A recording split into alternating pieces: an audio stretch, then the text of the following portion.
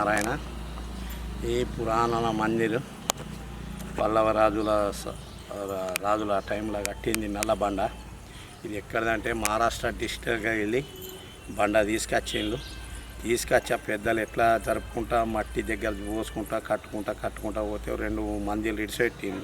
ఇదంతా మట్టితోని బండ జరిపిల్లు. ఓకే, ఇటువంటి 4 కుంటలు ఉన్నాయి తిరువల చెరువు, 5 ఎకరాల చెరువు. మట్టి దగ్గర పోసుకుంటా జరుపుకుంటా బండ ఎక్కించుకుంటా నట జమాన్ల పెద్దమాలు పల్లవ రాజులు కట్టిన నాటలు దగ్గర 1100 సంవత్సరాలు ఉంటుంది. ఈ మందిర్ ఏమైందంటే వజంతో మేము చిన్నగా ఉండగా మాకు ఆ గూళ్ళు అందకపోతుంది. అటువంటి ఇప్పుడు కొంచెం వజంతో తోడేం కిందికి అవుతున్నది.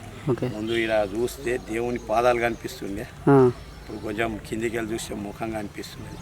సూర్యనారాయణ స్వామి ఎప్పుడంటే దసరా ఫిరేళ్ళ అప్పుడు ఒక 15 రోజులు సూర్యకిరణాలు పడతాయి.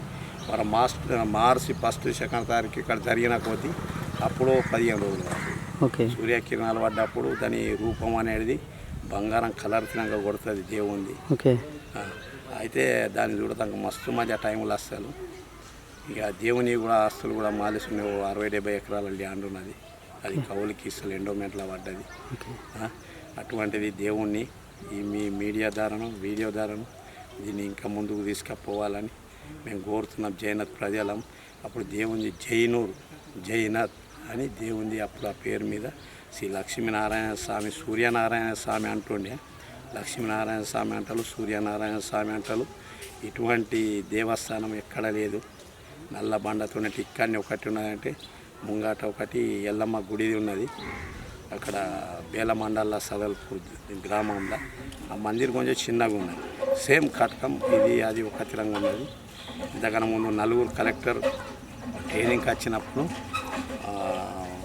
వాల్పూర్ సర్పంచ్ మేడం తోలుకొచ్చి ఈ మందిర్ ఆ మందిర్ సాధనాల ప్రాజెక్టు చూసాలని పంపించిండే.